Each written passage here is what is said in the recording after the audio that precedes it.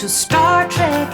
Hardware, software, take a seat if you dare. Power up, download, database, break the code, CD-ROM, super slick, point and click. Take the spin, now you're in really techno-hip, all because of a computer chip.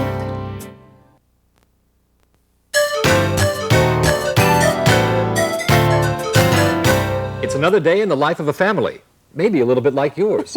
Hi, we're the Jamesons, and if you're like us, until recently, we didn't know much about computers. But a few months ago, we decided to join the information age, and we'd like to share with you what our family has learned about computers. Well, the first thing you need to do is set up your new computer system. It's really exciting to take the computer out of the box. And it's also a little bit confusing because there's so many cables to plug in. And you're not sure what to do, right, Dad? Well, I recommend that first you make sure all the parts are there before you start to get underway. That's right, and everyone can help. You know, they've made it so much easier than in the old days. Now most computer systems are sold with a lot of software programs already installed. And the installation of additional software is made automatic with Microsoft Windows 95 plug-and-play technology. So first, you'll need to connect up the individual components of your system. If you're lucky, your system will have color-coded cables that enable you to put your pieces together easily. It's so simple, even your kids can do it. Tell them, Peter. First, you hook up your mouse, that's the pointer, your monitor and speakers, if you have them. Then, connect your printer. And if you got lucky, you got a scanner too. It's fun because it lets you put photos and images inside your computer. That's good advice, Peter. That way you can make sure all of your equipment is working correctly. So, after you've got everything installed, you'll be excited. Yeah, the computer comes on, you see the icons on the screen, they represent the programs you have. It's cool. It really is. Now you'll use the mouse to navigate around the screen. Get used to clicking and double-clicking with your mouse to select the things you want. Now, if you're having installation problems, you may want to check the following. Are all of your components plugged in properly? Are they getting power? Are the contacts on your system clean and well seated in their outlets? Oh, also, if a modem is involved, is your telephone line connected? Are the cables between your components short enough to avoid signal loss? And finally, has your system been moved around so the pieces may have come loose?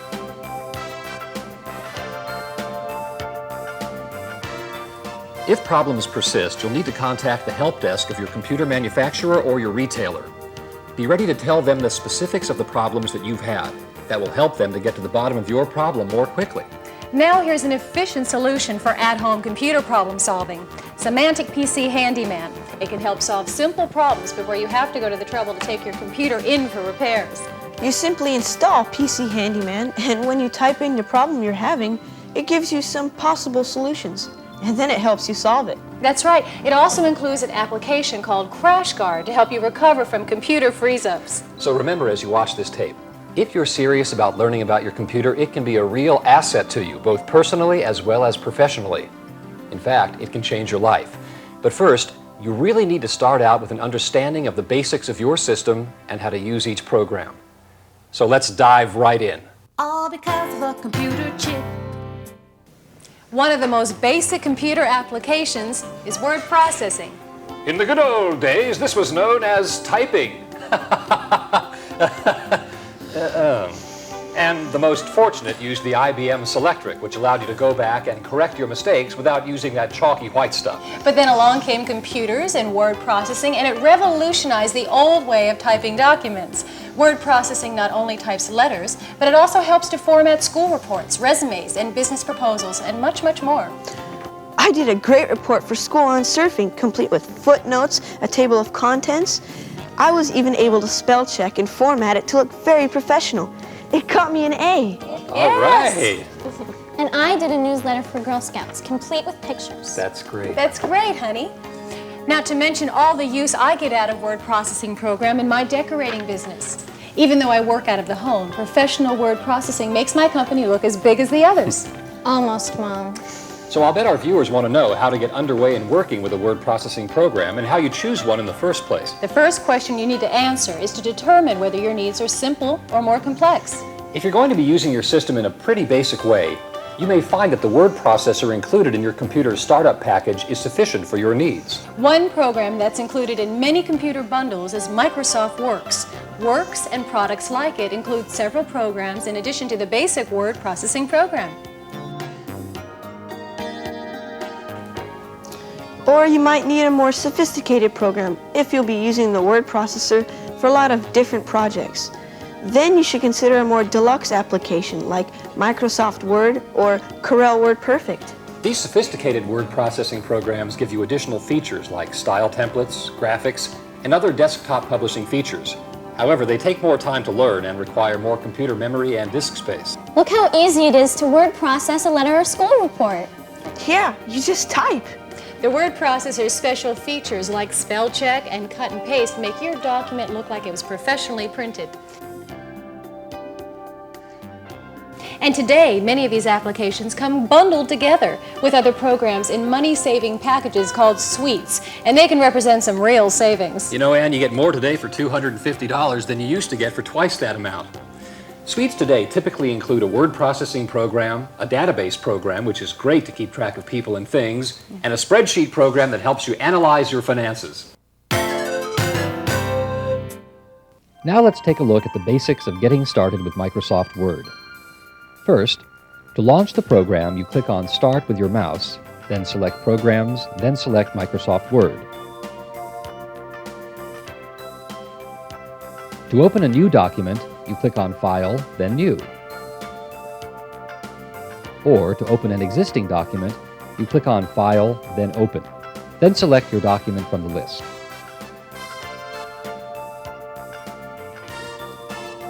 To save your document, select File, then Save, and type in a name for the document that you will recognize. Then select OK.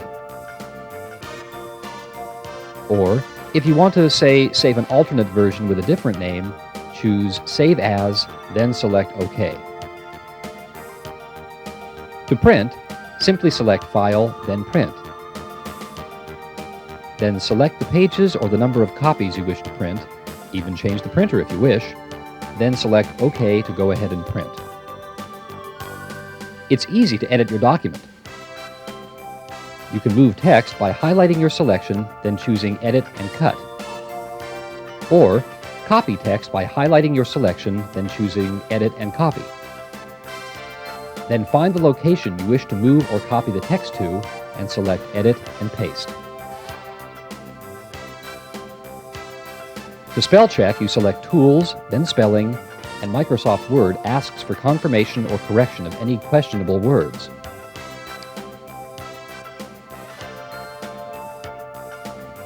To insert a picture, select Insert, then Picture.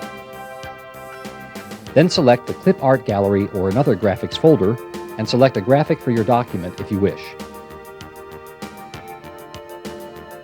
To place a border within your document, highlight the text you want to border, then select Format, then Border, then the type of border you wish and any shading, then select OK. To insert a table within your document, select Table, then Insert Table, then choose the number of columns and rows you wish. Then select OK. Remember though, there are many more features in Word that you will find useful once you get familiar with the basics. And there are shortcuts for many of the commands. To find them, consult your manual or the on-screen help feature. All because of a computer chip. Say you're thinking of opening up a new business and you want to see if you're on the road to success. You should use a spreadsheet to plan your budget. Do you know what a spreadsheet is, Peter? Sure I do, Dad.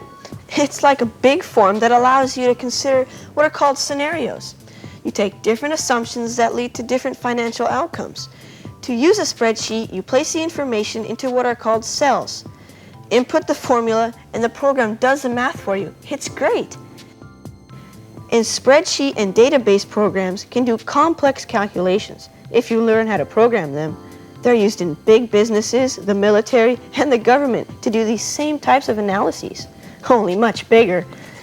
Why wasn't I that smart when I was a kid? Now, let's take a look at the basics of getting started with Microsoft Excel. First, to launch the program, you click on Start with your mouse, like you're selecting Word. Then select Programs, then select Microsoft Excel. To open a new document, you click on File, then New. Or to open an existing document, you click on File, then Open. then select your document from the list. Similarly, to save your document, select File, then Save, and type in a name for the document that you will recognize. Then select OK. Or, if you want to, say, save an alternate version with a different name, choose Save As, then select OK. To print, simply select File, then Print. Again, just like Word. Then select the pages or the number of copies you wish to print. Even change the printer if you wish. Then select OK to go ahead and print. You may find it useful to use the templates provided as examples to get started. Assuming that you are using the complete Microsoft Office package, you will typically find the examples under MS Office, Templates, Spreadsheet Solutions. That's what we've done here. For this fictitious business, we can input various forecasts and actual sales of different products for different periods, by month and by year, and the Excel spreadsheet program automatically tallies our results. For more complex calculations, you'll need to learn how to construct your own formulas, but Excel's Function Wizard and other tools can help. And like Word, it's easy to edit your document in Excel. You can move text by highlighting your selection, then choosing Edit and Cut. Or copy text by highlighting your selection, then choosing Edit and Copy.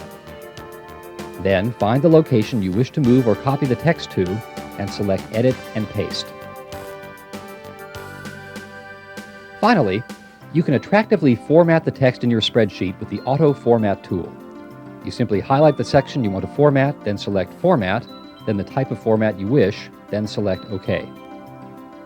Remember though, there are many more features in Excel that you will find useful once you get familiar with the basics.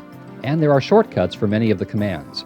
To find them, consult your manual or the on-screen help feature. All because of a computer chip.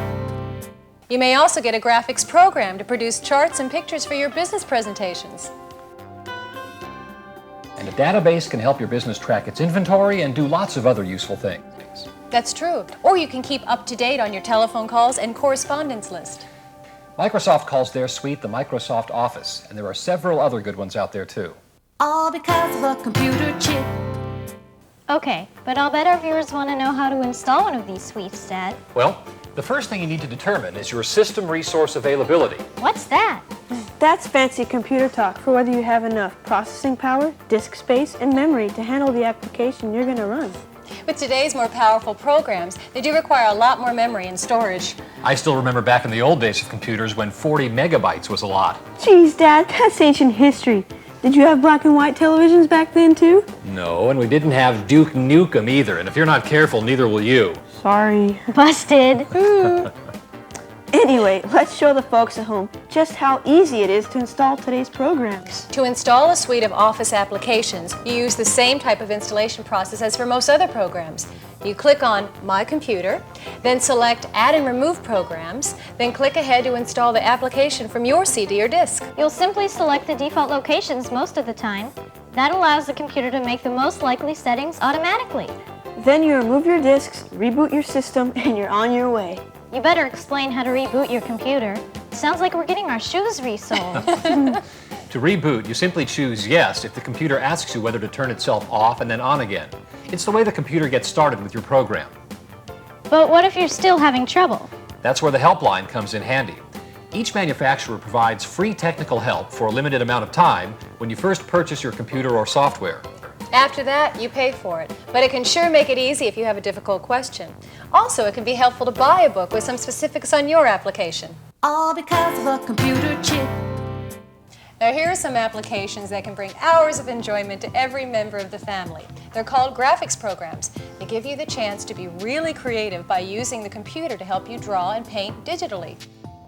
I love graphics on the computer. Even with my limited artistic ability, I can create great documents right here at home. For example, I prepared this club newsletter last month using Microsoft Publisher. And there are other great home graphic software programs out there too. Tell them how you did it, Dad. Everyone was so impressed by how professional it looked. Well, Microsoft Publisher program has helpers that are called wizards. You use them to select a predetermined format, then input your data, maybe add a picture. Voila! It looks just like a professional did it. Having experience with computer graphics is great for all sorts of documents. I prepared a sales document for my decorating firm, as well as our company stationery and billing forms. I even helped my sister create a new resume when she was looking for a job. Isn't she still out of work? And I made ballots for the school elections. And you can make greeting cards, party invitations, posters, logos, doll clothes. All you need is a little imagination and the help of your computer's graphics programs. And then you can print them all out in lifelike color. You'll feel like a professional graphic designer. Depending on the application, you'll have some different tools, but all the programs have a lot in common. Some allow you to reduce and enlarge pictures, others can cut or erase parts, and they all have a lot of clip art images that you can use. Sample images come with most applications when you buy them. Your entire family will enjoy being creative using a graphics program on the computer. All because of a computer chip. One of the most popular programs for home computers is money management. After all, aren't most of us perplexed about where all the money goes? It's one of the things I like best now that I've become a computer whiz. It helps me stay close and up to date with our family's finances. While there are several programs out there, I like to use Quicken. It's known to be one of the most popular and convenient software packages on the market. Putting our household finances on the computer was one of the best things we ever did. Our kids quickly learned that money doesn't grow on trees, and we all became better at budgeting our finances. To use Quicken, you simply type in the information like you're using a checkbook. Boop. It's really easy. Keeping it up to date is easy too. I simply input our earnings on a weekly basis and record each check I've written and enter the information from each credit card statement. This gives me a good understanding of how our family spends its money. And it's helped me save and plan up for our kids' education. And even a fun for the family vacation. Cool. Show them the graphs you always do, Mom. Ta-da! And this is the best part. The program automatically draws graphs showing where you've spent your money. And when I started my decorating business here at home, Quicken was an easy way for me to set up the books. Dad told me he's going to help me get a checking account and use Quicken on the computer to track my funds. What about me, Mom? I have money too. Well, I guess you'll have to ask your dad if you can get one. All because of a computer chip. Unfortunately, viruses in our computers are as real as viruses in our families. Excuse me. Bless you, honey. And a program to scan and remove a computer virus is an essential tool to consider. In this case, we've chosen the Virus Scan Deluxe program from McAfee. What do viruses do to the computer? Well, honey, they can make your computer sick. They can erase your entire hard drive, make strange messages come up on your screen, and all sorts of weird things. How do you get them? By loading counterfeit software and hackers that get into the system. And with everyone in the family sharing files, the best way to guard against the problem is to know who you're getting any shared programs from, and to use a virus scan program on anything you've been given. You should make it a practice to regularly scan your system. In fact, McAfee Virus Scan Deluxe can be set to automatically scan each new file as it's introduced into your system. Installing antivirus program software is easy. In this case, you simply double-click on the CD-ROM drive, and the software checks for viruses and installs to keep your system virus-free.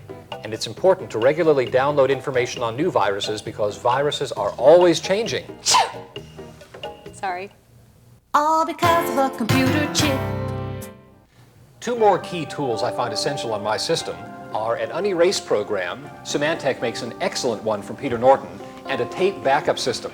These will save you untold headaches when you have computer problems. What do they do? I can explain that, Dad. An unerased program allows you to restore files you have deleted, and at regular intervals, backup system copies all of the information on your computer so that if you have a crash, you won't lose any valuable data. Very good, Peter. Now, on a serious note, I want you children to learn to be very regimented about backing up your data on a regular basis. If you don't, someday you're going to lose a very important document that you might have been working on for a couple of days, and there will be nothing I can do to help you retrieve it. Your daddy's right, kids. Backing up your data is very important, and it is a habit you should get into when you're working on the computer. And I can tell you about a disaster from first-hand experience. Remember the time? I thought we weren't going to talk about that one. You're right, honey. I don't need to bring up a sore subject. You just make sure that you get a program that regularly captures all of your input. It'll save you a lot of heartache. How often do we actually have to back things up? At school, they told us we should do it every few minutes. That's a good idea. And you usually set your scheduled tape backup system to back up your changed files every day. Just use your brain, sis. Yes, Your Honor. That's enough out of you two. We have another very important topic to cover. What's that, Dad? I want the two of you kids, and you too, Anne, to be very, very careful about installing or buying counterfeit discs. They can introduce computer viruses, and they're against the law. You may find them for sale at school, or a friend might offer to lend them to you. Please, if you have any doubts whatsoever about the source of a disc, let's examine it together. Or just say no. Okay, Dad. All because of a computer chip. You know, Dad, almost all the cool stuff for computers these days comes on CD-ROMs. Games, shareware, phone books, multimedia, music, everything. That's true, son. CD-ROMs hold an incredible amount of data, and they're relatively inexpensive. Fortunately, most computers today have CD-ROMs built right in. But if your computer doesn't have one, CD-ROMs aren't very expensive, and they can usually be installed easily through Windows 95's Plug and Play by just plugging it in. We highly recommend that you add one to your system. We should give all the parents out there a tip. Installing the new CD-ROM technology can certainly make a difference in your child's performance in school. I became better in math because I used Mighty Math Calculating Crew when I was only 3. That's true, honey. It really gave you a great foundation for early math skills. And there are hundreds of other educational software titles that can help give your children a head start with their education. Oh, Peter, show them the Life magazine CD-ROM with the contents from the past 50 years. That we got free with the computer. Cool.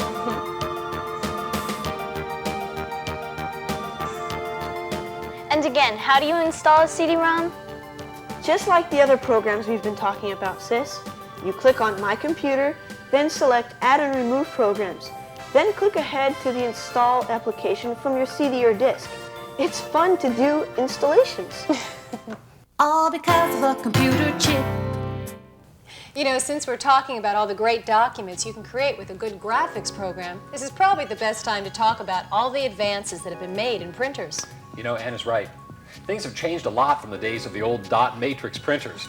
First, they introduced the laser printer, which in itself made a remarkable difference in the time it took to print documents and the quality of the printing itself. But that's nothing compared to all the new color printing technologies since. We own the new Epson Stylus Color 500 printer. For all the professional sales material I've developed on it and the money I have saved from the local quick print stores, this printer has been worth its weight in gold.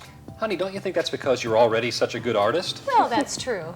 Actually, dear, you know what they say about an artist and her tools? Without this fabulous printer, I'm afraid I wouldn't have been able to attract the high-end clients like I have. It is really cool for school reports. I downloaded a picture from the internet and I included it in my social studies report. It looks so great that I got an A. Wasn't that an A-? So I forgot to spell check. An A is still an A. That's right, son. Hey, why don't you go and grab that picture so we can show it to our viewers? In the meantime, let's print something else for them to see. Dasha, what would you like to print? How about my invitation to my birthday party? Oh, that's perfect. I'm sure everyone would like to see that. Here it is. And mine too. I'm proud of you kids. And you know, I'm proud of you, honey, because after all, you bought us our new color printer. Us too. I do think that a little information on how to set up the new color printer would be helpful, though. I agree. How about you, Peter? I can handle it. When you get your new printer, you may need to install some new software. It depends on the model, but you will need to set up so that Windows 95 can recognize the printer and automatically install the proper drivers, as they're called. You should have your Windows installation disks nearby in case they're needed. All because of a computer chip. Once installed, to print, you will select your new printer from the File Print menu within your application. If you plan to use that printer exclusively, then select it as your default printer. I don't know what you mean by default printer, Dad. Well, honey, some people might have more than one printer. For example, they may have a black and white printer and a new color printer like ours. See, I told you it was easy. All because of a computer chip. And what would computers be without a few games for the family to play together? You'll find games bundled in with Windows 95, like Minesweeper, FreeCell, Hearts, Solitaire, and 3D Pinball. To get these games, you press the Start button, then select the programs, then select accessories, and then games. And there are probably a lot of other games that come bundled with your computer on a CD-ROM or a floppy disk. They're easy to install too. You just launch them in the Add Remove Program section of your settings group. And I got a free golf program on CD-ROM. Yes, honey, and knowing how you play golf, it's probably a good thing. You'll be a lot less frustrated. All because of a computer chip. Dad, what is that? You look like you're ready to decode secret messages on a submarine. That's very funny. You all love making fun of old Dad. For your information, young lady, this is a very exciting application. This is the Kurzweil voice recognition system. Well, hasn't voice recognition been around for a while, honey? Until now, it's never been affordable nor accurate enough for the everyday user. With this system, I can dictate a letter or draft a report without using a keyboard or a secretary. It's a great time saver, and it allows me to concentrate and communicate my ideas more efficiently than when I'm typing. Lawyers, teachers, and business people all love it. See? I'm doing it now. Oh, isn't it the piece of equipment that you said was really easy to set up? Yep. The Kurzweil voice system installs easily right out of the box, and you can train it to increase its accuracy to 97%. Do you think you could help me with my project on the United Nations? No, son, but I have some great ideas how you can research that report using your CD-ROM encyclopedia program. I still think you could help me with my homework.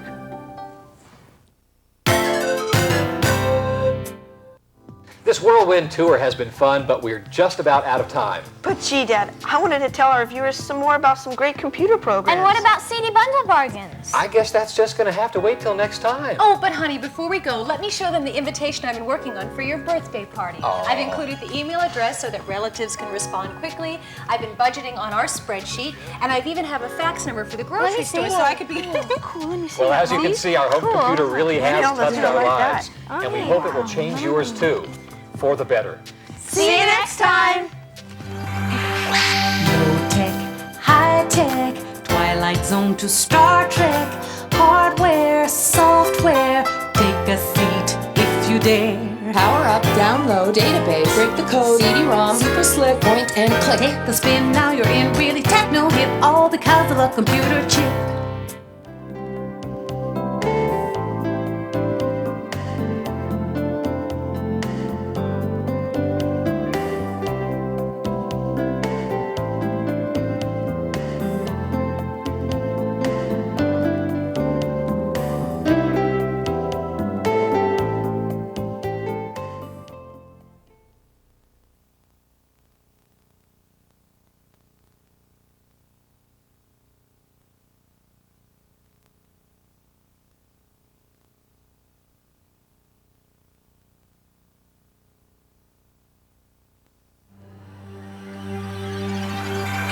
On your mark, get set. We're riding on the internet, cyberspace, set free.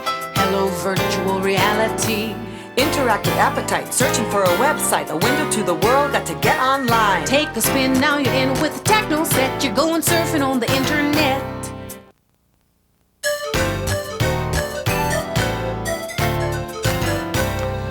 It's another day in the life of the Jamesons, maybe a family a little bit like yours.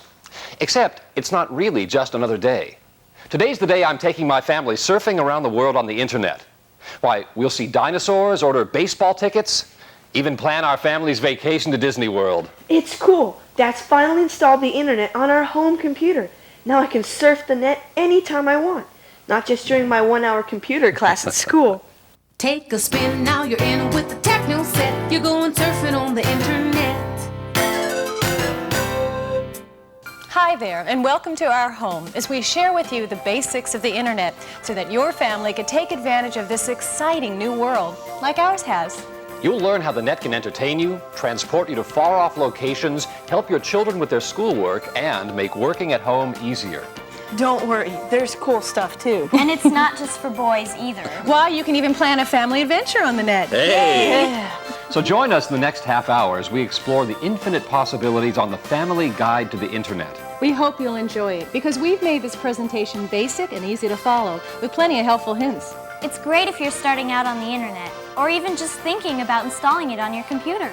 Or if you keep hearing about the internet, but are totally confused about what it's all about. But before we get started, you may want to pause the tape and get a pencil and paper. We'll be covering lots of exciting things, and you want to take notes. Take a spin, now you're in with the techno set. You're going surfing on the internet. First, let's give our viewers a preview of what they'll be seeing. Well, in this program, we'll be covering what you'll find on the internet, surfing the World Wide Web the easy way, using news groups to share information with people all over the world, and email, electronic mail. Plus, new high-tech developments that include online banking, buying and selling stocks, and shopping. Yay. Email? Now that's something everyone needs to know about. Plus, how to download free software and video conferencing. We'll even tell you how to make domestic and international long-distance phone calls for the price of a local call. Wow, think of the money we'll save. And we'll show you some important websites for the whole family to use. Well, that's exciting stuff. I'll bet our home viewers can't wait to get underway. Yeah. Whoa, hold on a minute. First, we have to cover some of the basics. You're going surfing on the internet. So, Peter, why don't you tell our viewers what you learned at school? You know, about the history of the internet. Okay, the internet was started by the U.S. Defense Department back in the 1960s. For years, the main users of the internet were government agencies, universities, folks like that. The internet was actually set up as a communication system between defense agencies, scientists, and government contractors. That was way back when computers filled whole rooms and the general public knew very little about them.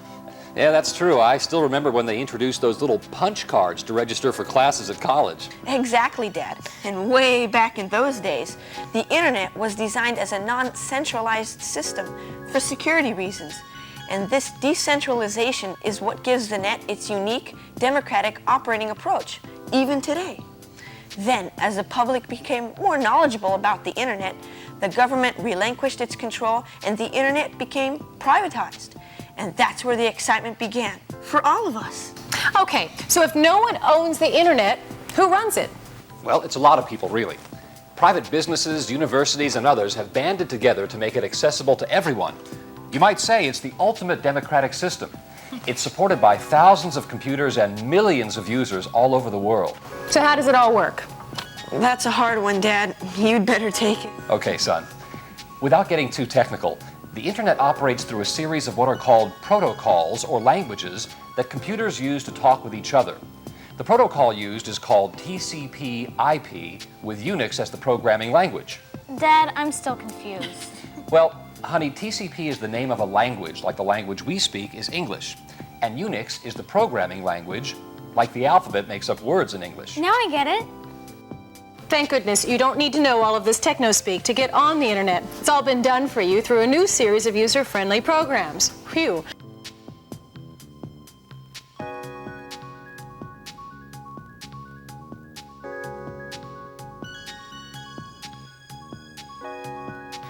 Okay, Mom. So we understand the history of the internet and that TP stuff that they use to talk to each other. Let's tell them about the fun stuff. Yeah, like email and web pages, and exactly what you will need to do to access the internet on your computer. Take a spin, now you're in with the techno set. You're going surfing on the internet. Okay, let's start at the beginning. To access the internet, you'll need a computer. Our family bought a computer, but that doesn't mean that you need to own one. You're right. You can jump on the net from a variety of locations, like libraries, universities, a computer at work, even TV at home via the new web TV system. Just look and you can probably find a resource nearby. But if you're planning to install the net on your own computer, there are certain basics that you'll need. The most important is that you need to have 8 megs of RAM memory as an absolute minimum. 16 megs or more are preferred because the system will run faster. RAM memory is like your computer's brain. It needs to be big enough to handle all of the information you can access through the internet. And you need a modem to transfer that data from the information provider. The modem links you to the outside world through your telephone line. It's really useful to have a 28.8 modem or faster, particularly if you'll be transferring graphic files. Otherwise, you'll find yourself doing the old hurry up and wait while the files are being transferred. You're going surfing on the internet. So, what's next for our viewers? I mean, after they've gone to the computer store to get the right equipment. Now you'll need to install the software and connect up your modem. Depending on the internet vendor you've selected, you'll have a different set of steps to go through to finally get the program installed. Today they've automated the installation process, but it can still take some patience. So, first off, you need to get an Internet Service Provider, or ISP. An internet service provider? What's that? That's the company that connects you to the internet through special super high-speed lines. And there are a couple of ways to choose a service that connects you to the internet. That's right. There are online service companies and there are ISPs that provide direct service to the internet. So what's the difference between them? Well, online service companies provide content of their own, and they give you more help in navigating around the net. Direct internet service providers, or ISPs, are for those who prefer to do things on their own. They link you directly to the internet, but navigating around can be a little bit more experimental. So America Online and CompuServe online companies, and the AT&T, MCI, and Netcom services would be ISPs, right? Right, so let's review. There are two ways to get on the internet, either through online service companies or internet service providers, ISPs. Very good. But either way, you'll still need to install your internet software. And which installation approach you use will depend on whether you're using an online service company or a direct ISP. If you're using an online service company, you'll be provided an installation disk to get you online. And the discs are free. You just call them to get yours. The disk will lead you through a series of screens for the installation of the software. You might also need to make some refinements in your modem settings. They'll give you on-screen commands that will ask you to type in your name, address, and credit card information so you can be billed your monthly service charges.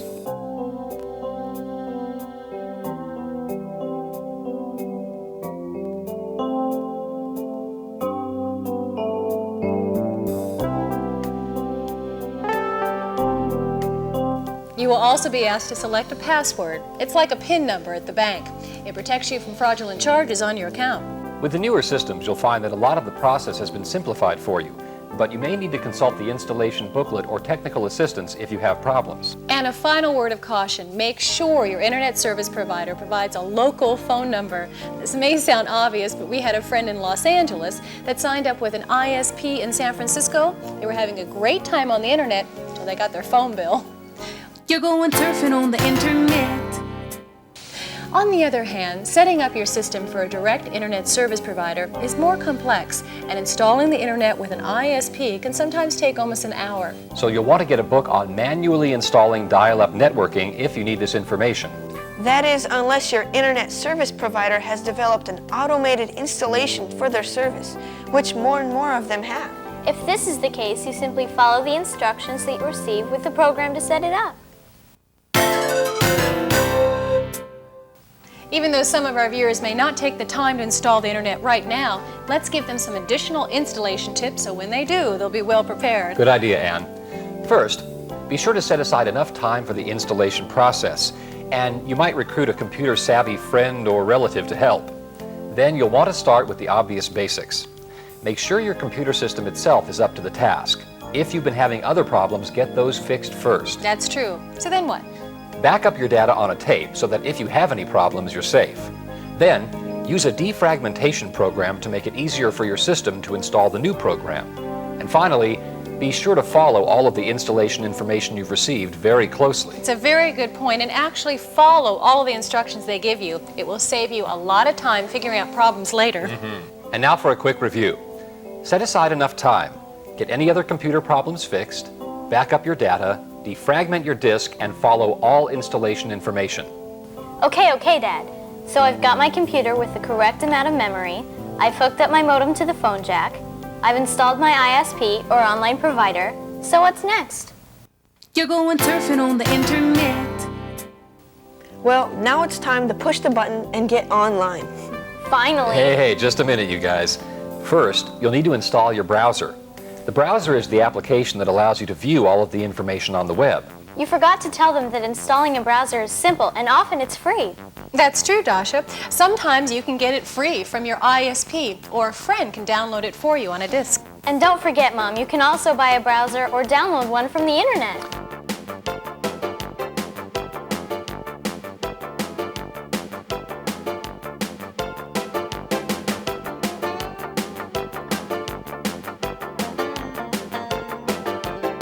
You guys are jumping way ahead of yourselves.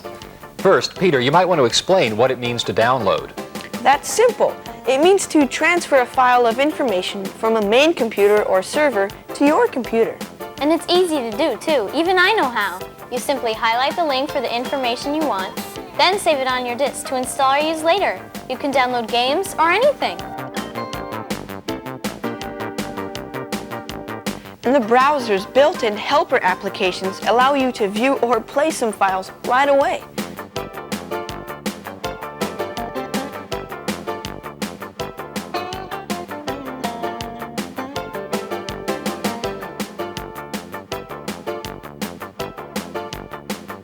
So to download a browser, you'll want to download it to your location on a hard drive, typically your temp directory, so you can install it.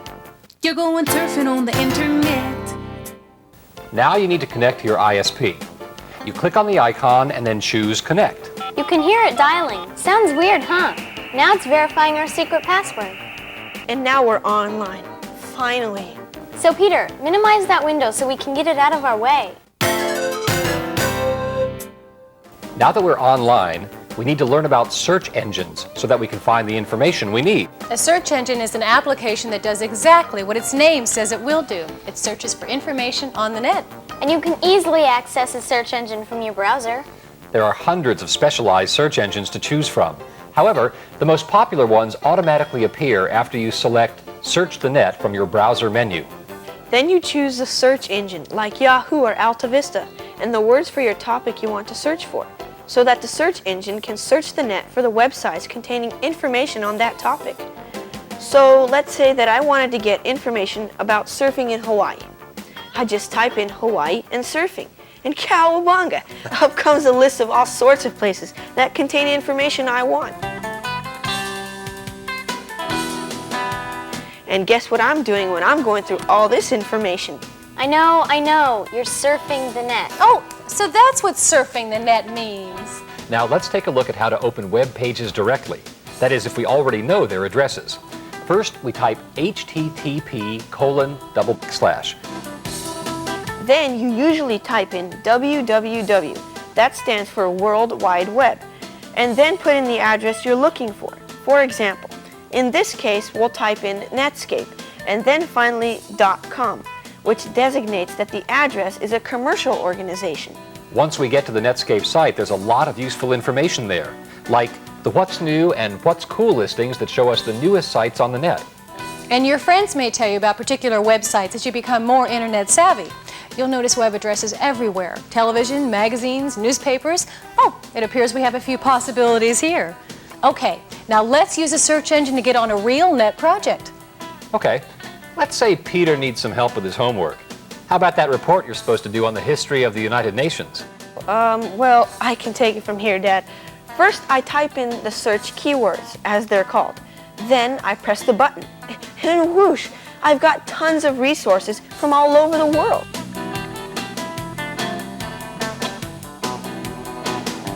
That is so amazing and so fast. And now we've got some great web pages with all sorts of information to choose from. So you might select about the UN so that you could find out about its history, right? You're right, sis.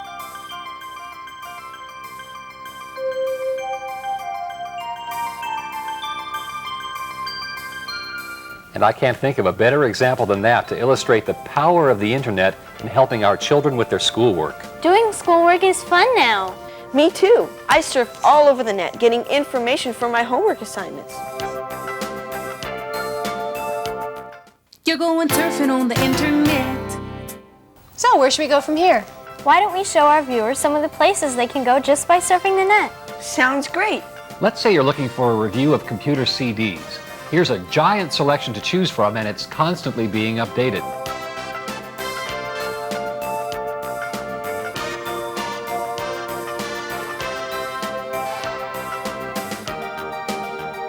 Or if you're feeling a little hungry, my flock, we can just check out the site for recipe ideas.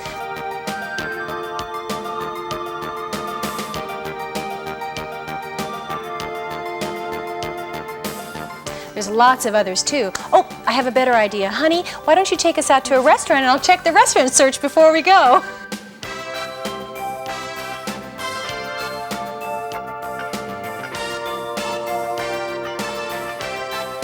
Or how are your stocks doing right now? Check them at PC Quote.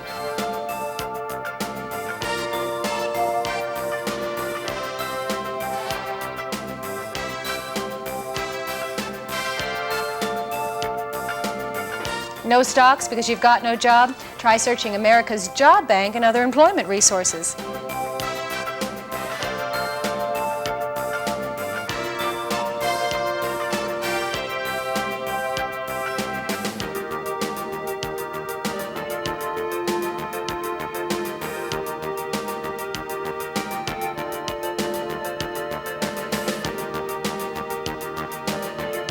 How about continuing education from the world's largest extension program at UCLA?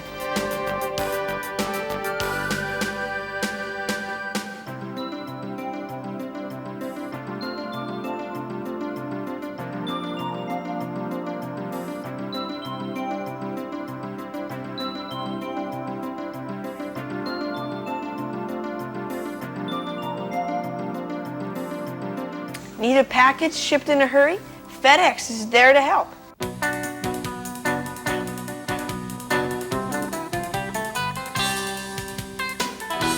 How about a little online shopping, Anne? Oh, shopping sounds good. I can never pass up a bargain. And it's fun for the whole family. Let's try it out.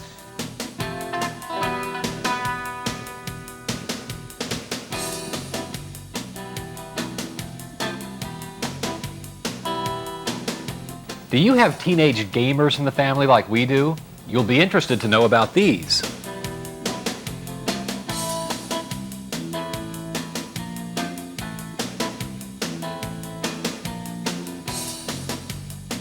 Or you can use the Yahoo search engine to find hundreds of games.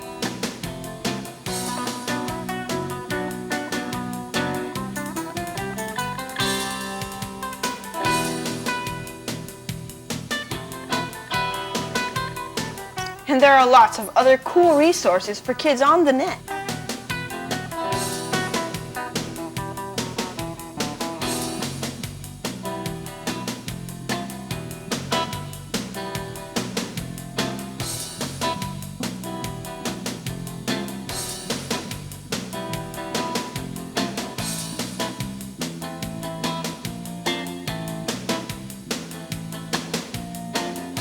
And you can access encyclopedias that don't become outdated. And what fun would be life without MTV?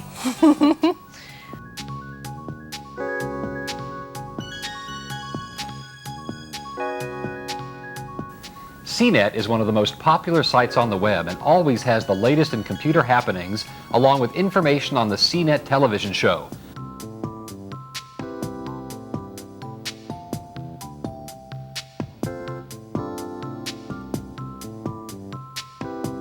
And here's a great find. Real Audio allows you to hear excellent sound quality in real time on the net. You can dial in to a lot of great new music and regular news updates.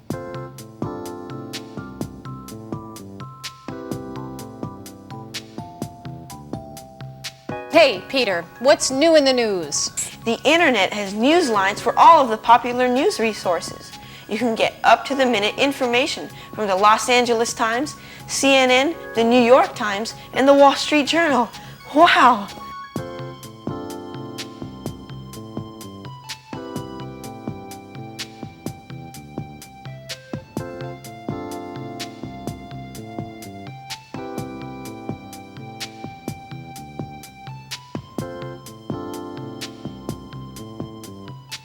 Hey, here's a great one for our next night at the movies. I can search hundreds of movie reviews for free.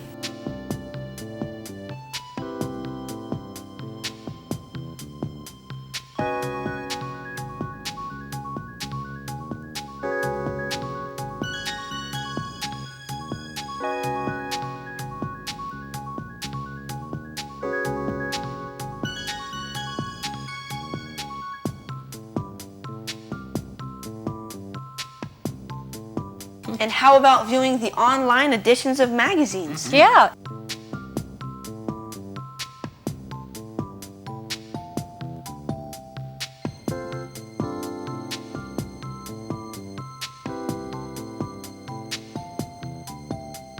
Hey, what about television on the net?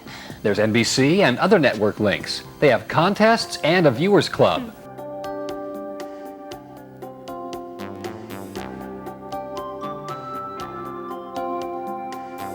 Being a certified sports nut, a few of my other favorites are here too. Dad and I can get current stats and scores, all the important sports news.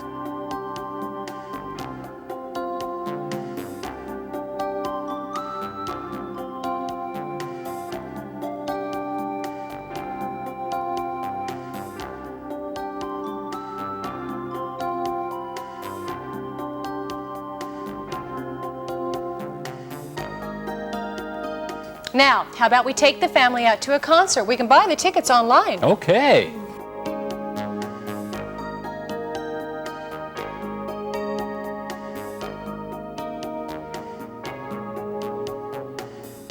And if you're interested in politics, you and your children can learn the history of the presidency and the White House.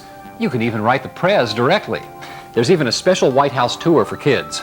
You can learn about the legislative process and how to contact your legislators.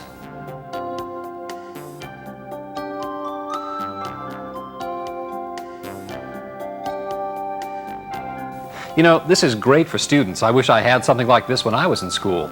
Hey, we can start planning our summer vacation on the net. Yes.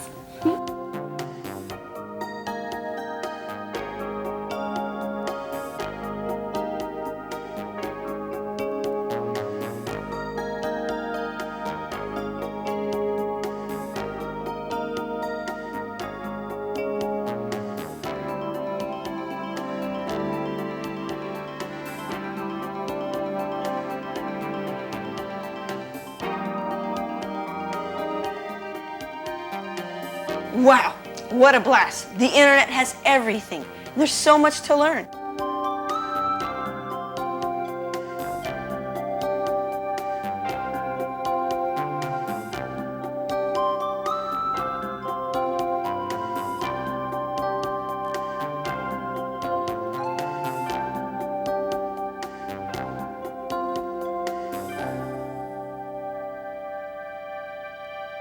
You're going surfing on the internet.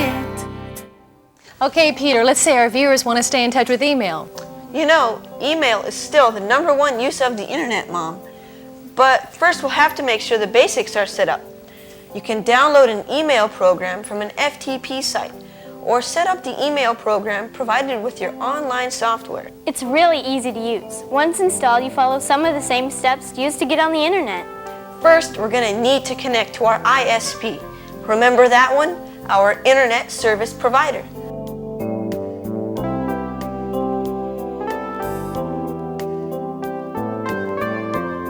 There, now our computer is connected, and we're ready to access our email program. It might be one that's integrated into our browser program, or you can download others free of charge.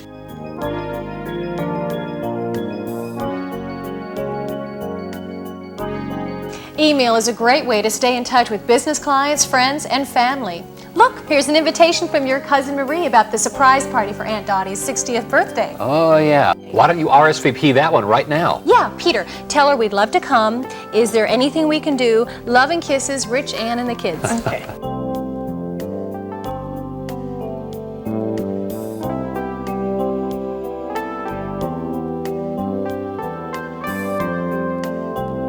Email is very cool. I email my best friend Janet all the time. Mom says it's better than hanging out with her on the phone for hours. You're going surfing on the internet. Check these out. They're great internet programs that allow you to talk long distance anywhere in the world for just the price of a local call.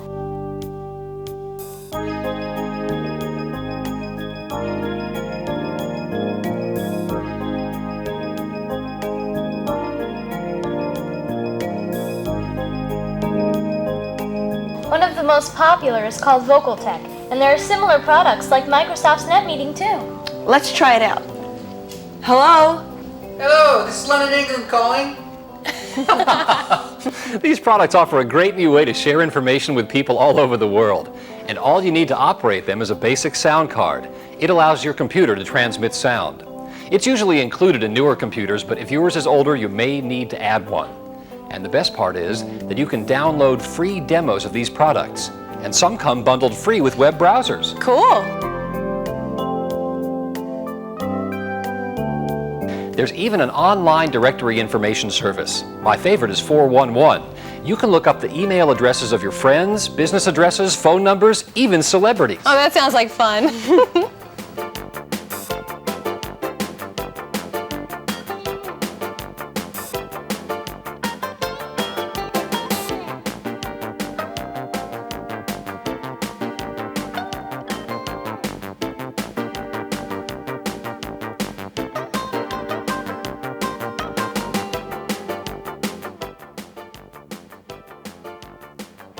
Now what's this, Dad? Oh, this is a great application. This is what we've been hearing about for years. It's low-cost video conferencing from the internet. Yeah, you can have business conferences without traveling to the meeting, stay in touch with family members, even make new electronic friends around the world.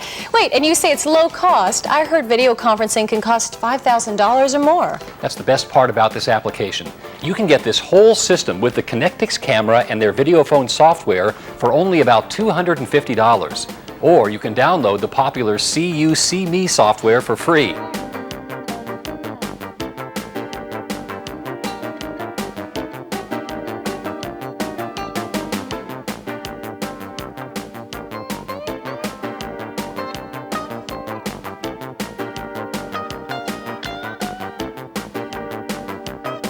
Oh, that's great. I can see myself now. I'll have my 15 minutes of fame online. Aw, geez, honey, you deserve at least 30. Oh.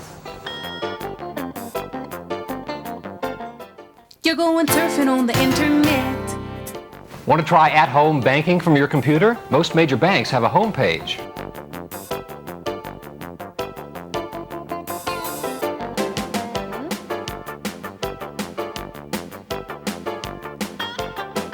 You can get account information, pay bills, even apply for a loan in the comfort of your own home. That's what I like, easy money. Well, it certainly makes handling your money easier, son. That's the trend, you know. The internet has moved from information to interaction. I like that, information interaction. I have to write that one down.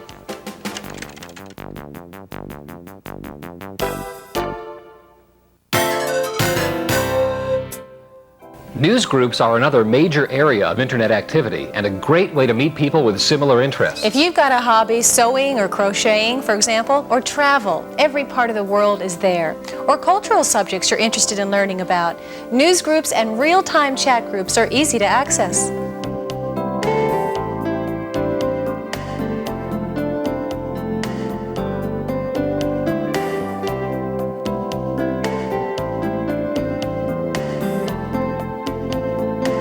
You're going surfing on the internet. Now, we all want the Jamesons to be good netizens, don't we? We sure do. Okay, so let's make sure that our viewers are all aware of some netiquette. You recall Emily Post, don't you? Don't slurp your soup, please and thank you, that sort of thing. Are you kidding? I've got Mrs. Nash in school this year. Well, netiquette is a little bit like that, except it applies to our online manners. So we shouldn't spam anyone. That's sending junk email to lots of people you don't know, right? Right. Hey, you're a quick learner. Otherwise, maybe you'll get flamed.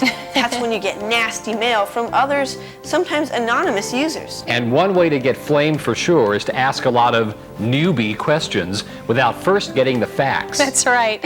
Rich, you sound more and more like Joe Friday. Are you becoming a detective? Well, all internet users need to be detectives of sorts to seek out the answers to their questions.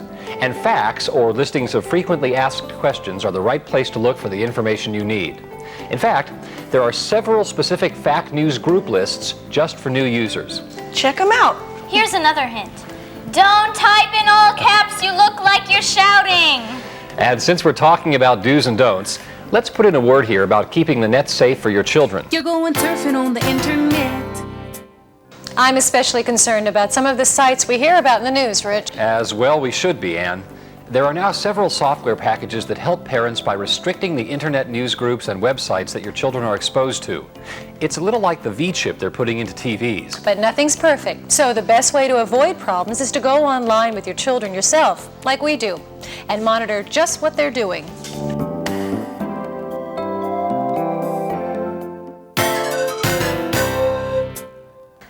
There are so many exciting things you can do on the internet. We could go on and on. I'm sure you could, Peter, but actually I have a little surprise for you all.